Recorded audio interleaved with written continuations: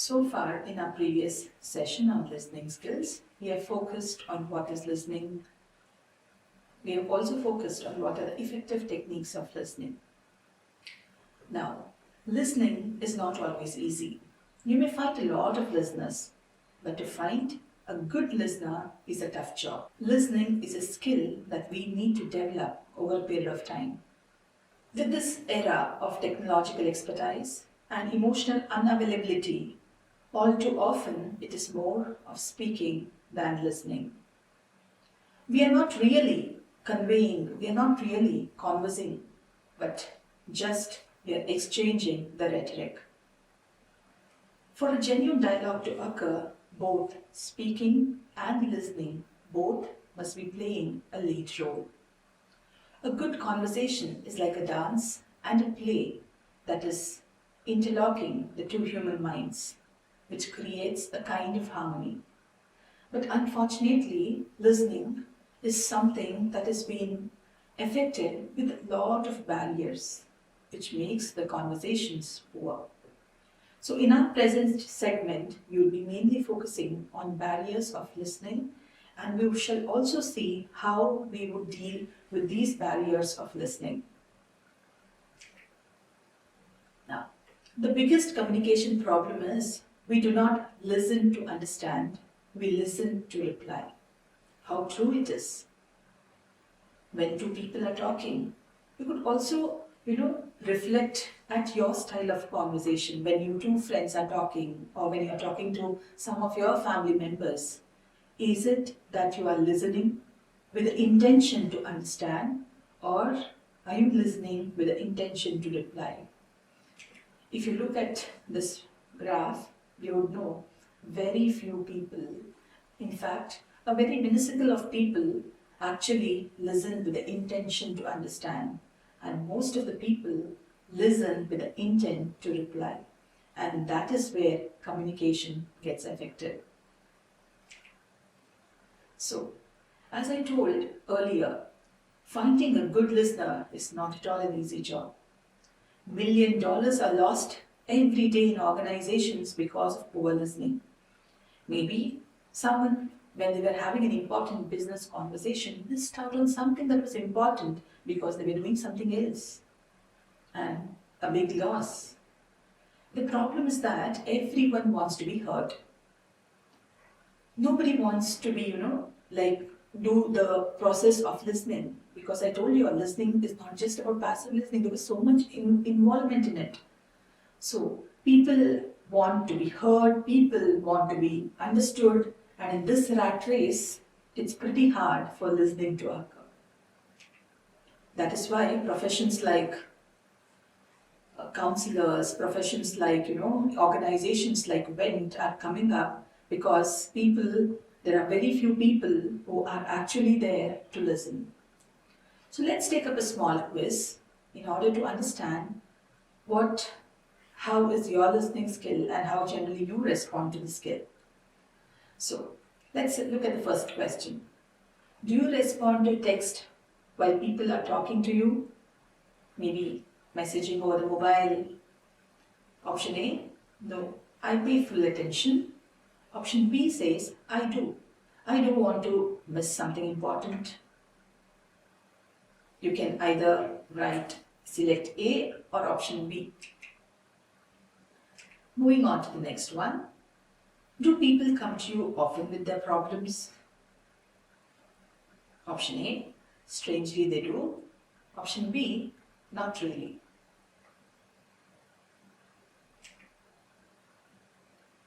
The third one. Do you constantly compare people's point of view? No. I prefer to hear them first. Option B, at times. Do you maintain eye contact while talking to someone? Of course, it gives me confidence to speak their heart out. Option B, no, I feel strange. You can choose either of the options that suits your conversation style and be genuine while choosing the right option. Do you ask questions while talking to people? Option A, yeah, I let them pour out their hearts first. Option B, I do, otherwise I lose the track. Do you nod in between the conversation or say okay? Option A, yes. Option B, no. On a scale of 1 to 10, how patient are you? If you rate yourself above 5, you can write option A, or if you rate below 5, you can select the option B. Imagine you have got a phone call in middle of the intense conversation. What do? Option A, only take a call if it's important. Option B, I will take the call. Next one. Does your mind wander when others are sharing their thoughts with you? Option A, depends on how intense the conversation is. Option B, yeah. Do you easily get distracted by your surroundings? Option A, only if it's too loud. Option B, yeah, I get distracted easily. Now, you can take this quiz using the link mentioned below in order to understand your listening skills.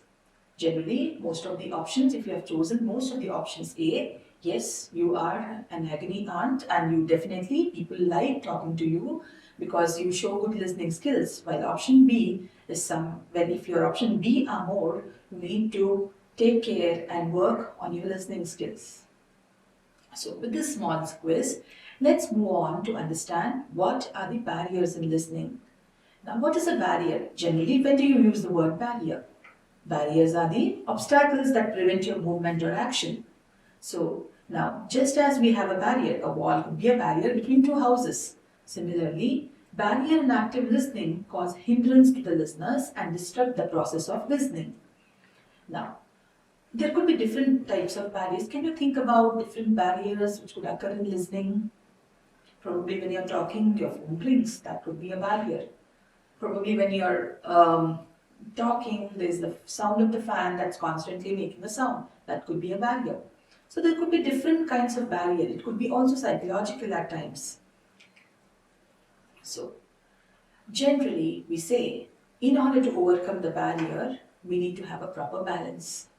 A good conversation requires a balance between talking and listening. And somewhere along the way, we have lost this balance.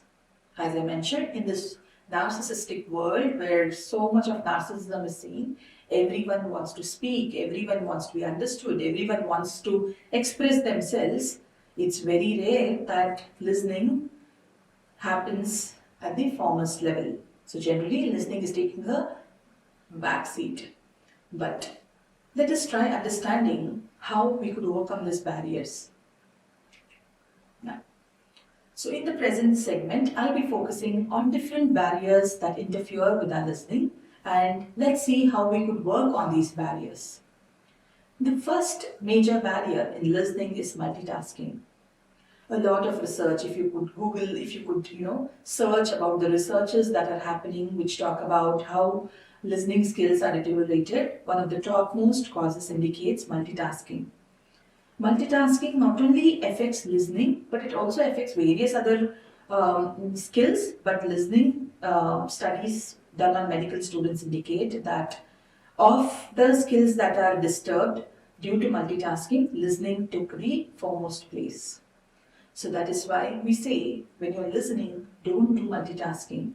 You believe that you may have a good divided attention and you can do two things well. But look at the quality of the work that is done. You may believe that I could do two things, but what happens? Are you listening properly? Are you paying attention to what is being listening? So we say that when you are in a conversation, either be in the conversation or be out of the conversation. You cannot be half in and half out in the conversation. So if you feel that you have something else to do, say that could we talk a little later, rather than being half-minded in the conversation. So try avoiding multitasking and try being present with the person both physically and mentally. The next barrier is pontificating. Now, what is pontificating is, trying to know that I know everything, I know better than the person. No? So generally we say don't pontificate. So whenever you're entering into a conversation, enter a conversation with the intention that you're going to learn something new. Don't be rigidized, don't be judgmental, and don't enter into a conversation that I don't have anything much to learn. At this point of time, I would like to narrate a small Zen story. There was a Zen master who was, very wise, and he had a lot of knowledge. He had traveled across the world and he had gained a lot of knowledge. So people from all over the world would come to him, seeking for solutions or, seeking his advice and all of that. So once a young man comes to him and tells him that I want to learn the different techniques of Zen. Could you teach me about the different techniques of the Zen life? So the Zen master, agrees and he starts talking to him about the different techniques. He explains him about the Zen culture. So in the process of conversation, this young man constantly interrupts, constantly puts across his ideas, puts forth his ideas, puts his opinion. So this conversation is not flowing smoothly. So the young man had his own stereotype, he was judgmental, he was prejudiced, he had his own ideas and he was cutting the conversation. So the Zen master says, let's take a break and let's have a cup of tea. Now, they take a break and the Zen master serves the tea to the young man. He serves the tea into the cup and the cup is full and it starts overflowing. So it overflows on the table and then it moves on to the floor and then it also falls on the robe of the young man. The young man gets annoyed and asks, what is this? Can't you see it's already full? The cup is already full? For which the Zen master says, exactly. You are now at this stage. You're full of your ideas. You're full of your opinions. And that is not allowing you to listen anything new. It's not giving space for you to understand anything. Go back and come as an empty cup. That is when I may be able to teach you something. And this is what we say as pontificating, one of the barriers in listening. Bill Nye, famously known, he's a scientist and mechanical engineer by profession who, takes a lot of science educational shows back in US. Beautifully, he puts across this line, everyone you ever meet knows something you don't. So whenever you're meeting the person, irrespective of whether he's, older, younger, which profession, what, believe that you are going to learn something that you do not know. The third barrier, excessive talking. I think we all need to be reminded that God gave us 2 ears and 1 mouth, so we can hear twice as much as we say. And excessive talking is indication that the listening is not happening well. If you think you are an excessive talker, now how do we overcome this barrier? Be introspective. Understand your communication style. Understand your conversation style. And be very mindful of what is happening in the conversation. If you could pay attention in future when you have a conversation with your friends or with your colleagues, think of, am I talking too much? And is my listening happening less? If you are a person who is talking, who is interrupting, who is pontificating, try to practice self-control in a conversation. Wait till the other person finishes. Do not cut off the person when he's expressing something. Give the other person the room to speak. Okay? Wait till they're finished and probably later you could respond. So thereby, what you are also showing respect to what the other person is saying. The next barrier, not asking proper questions. Now, most of the time, our conversation fails because we are not asking the proper question.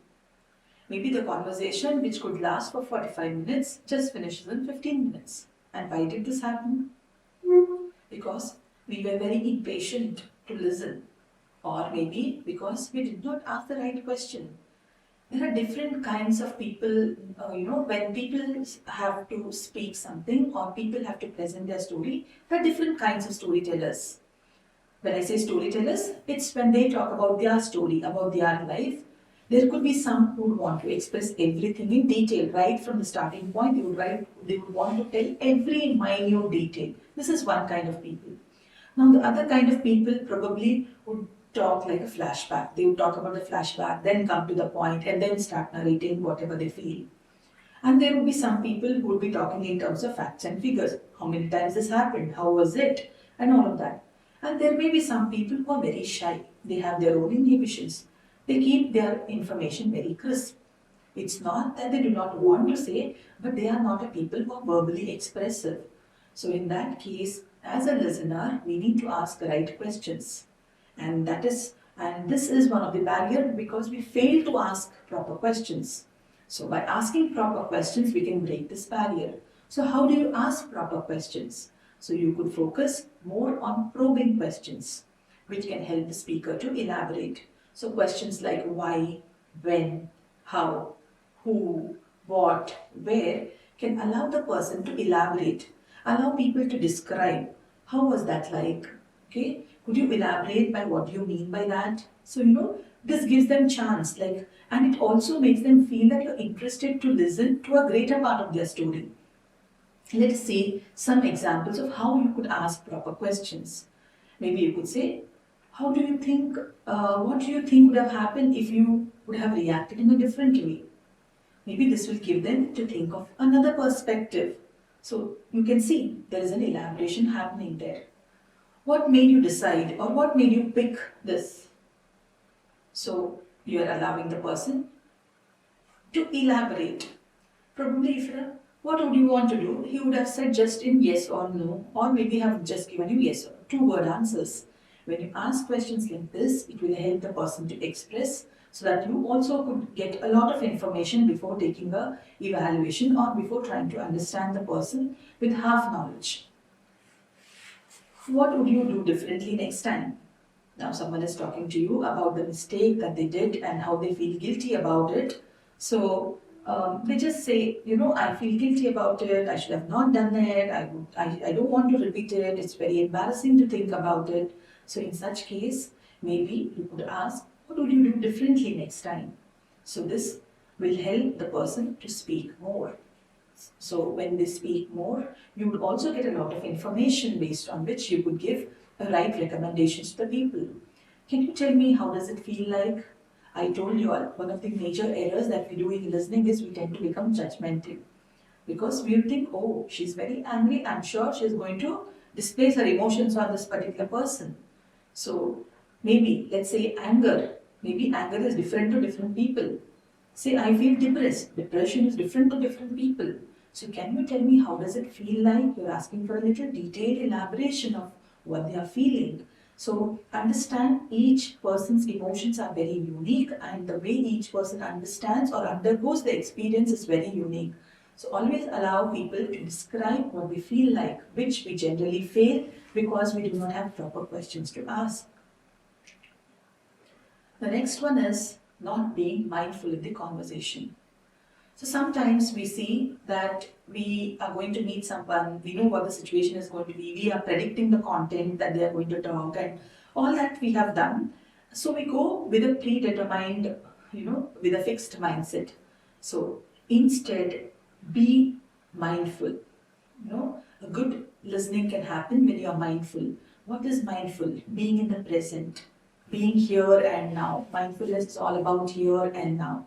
So right now I'm here, I'm taking up my lecture on barriers of listening. I'm not thinking about what I have to do after going home, nor I'm thinking about, oh my God, these things are pending for me, I need to finish up these tasks. I'm fully into the lecture that I'm taking. And probably you sitting and listening to me, if you are mindful and being in this conversation and you are listening to this lecture with, yes, I'm here to listen to the lecture, not sitting and writing and completing another assignment with your earphones tucked into your ear, then you're not being mindful. So most of our conversations fail because we're not mindful. I see a lot of people around, When they move out of the college or when they're walking on the roads, their headphones stuck into their ears. So that means you are missing out on listening some of the very natural things that are in and around our nature. So we fail, we are not being mindful, we are so preoccupied with things. So go with the flow in conversation. So when you are in a process of conversation, go in flow with the conversation, listen to the conversation, be there physically, mentally, accept things the way that are happening at that given moment. Don't listen with a fixed mindset. You came there with a fixed mindset. Remember in our first session when we spoke about the tools why we use communication, one of the tools we use communication is to resolve conflicts. So when you are here to solve a conflict between two friends that you had a difference of opinions, you are not coming with a fixed mindset. You are there in a mindful, you should be mindful there. Maybe your friend's version is a different at the present moment. Be ready to listen to the conversation at the present moment. Be fully into the present moment and have a growth mindset and not a fixed mindset when you are into a listening process. Don't go with predetermined questions. Don't be sticking on to it. The stereotype, this prejudice. You need to shed all of that. Only then your listening can be effective. The next one, and this is very commonly seen, which is not much appreciated when we indulge in a conversation, when we are listening to someone, equating their experience to yours. Now, many a times I see when two people or a group of people are conversing and talking about something that they experienced. Let's say one student, there are 3, 4 friends talking about, and one comes and tells, I had a very bad day, my paper did not go well today, my study, whatever I studied was not sufficient enough, I'm really worried about my results, I don't know how I'm going to face it, no, I don't know how things are going to turn out. So when this is happening, one person is being emotional, is expressing his emotional state of mind. Instead of listening, the person doesn't require any advice at that moment. Instead of listening, you cut short the person and you say, even my exams were bad, even I was not able to do, even I was not able to attempt all the questions. It was very difficult. I too am feeling depressed. See, you start equating your experience. Understand that each person's experiences are different. So when you are in a conversation, never try to cut the conversation and share your experience. Instead, empathize with the speaker. Empathize with the person that you're listening to and hold on to share your experience. Sometimes we need to hold our tongue. We need to hold the pace at which we are going to share our experience. So wait for the person to finish and then probably you could share your experience. Equating experience is good. Even when we take up counseling, we do share our experience to the client, but only if it makes sense, and at that point of time we disclose our similar experiences at the right time. But first allow your speaker to express their emotions. Remember one thing, conversations are not promotional opportunities. So every time you get to speak, it's not about you being in. So sometimes for a genuine conversation, you should keep yourself aside and allow the other person to express. Apart from these barriers, another barrier in communication or the barrier in listening are distractions. Now these distractions could be physical. As I rightly pointed out at the previously, it could be physical distractions, maybe the sound of the fan, the kitchen sound. You are sitting and listening to the lecture, and at the same time, your mother is cooking in the kitchen, and you can hear a lot of vessel sounds which are distracting, and because of which you may probably miss out on some important informations that you are hearing in this lecture because of the loud sounds that are coming. So physical distractions could be anything. It could be your gadgets that are close by. It could be a loud sound from the outside. These are all physical distractors, some of which sometimes are not under our control. Some distractions could also be psychological. Now, what could be your psychological distractors? The biological needs. Maybe say hunger. You're hungry, and then the lecture goes on and on. So when you are hungry, your mind is also automatically blocked, or when you're emotionally clouded. So when there is something bothering you at the back of your mind, You're listening, you're physically present, you're doing all the, body gestures which, are relevant for adequate listening. But what is happening? You're physically present, but mentally you're not absorbing anything. So there is no understanding happening. So there is no there may be not proper response. So hence, you should need to see that you have dealt adequately with the proper distractions. Physical distractions, as much as possible when you are conversing, you can try to keep your distractors aside. So when you have your friends coming in and want to talk to you, see to it that keep your gadgets away. So you need not take your gadgets which you feel are constantly. If you have given time for your friend to talk for 20 minutes or say let's say 15 minutes, you have your quality time of conversation, you can keep your gadgets away so that you could have a quality conversation. Similarly, when you are psychologically disturbed, when you're psychologically, you feel that you are not in a position to really give back, be assertive enough to say that can we talk some other time? Today I'm not feeling so great or I'm feeling a little low, rather than being half in the conversation or rather than just being physically in the conversation and not psychologically, thereby giving some wrong advices to the person. It's always better you can be assertive and say if we could meet some other time. In this way, you could try to deal with the distractors, both physical and psychological. Your emotions also play a very important role in listening. Now, as I told, emotions are nothing, they are also a kind of psychological barriers. Your emotions, your mood, your subjective experience can influence your listening. Uh, let's say, for example, that you had a bad day at home and you come to college. Have you noticed that day you're sitting in the class physically? What about mentally? Are you there in the class? Everything may be just hearing for you. You're not listening. Why? Because psychologically you're blocked. You're just hearing information. Are you listening? Are you able to give yourself intentionally? Are you able to keep yourself alert? Though you may consciously do, sometimes you may fail. And that is when our emotions act as barriers for listening. Now, the 10th one, the barrier is jumping into conclusions or jumping into advice.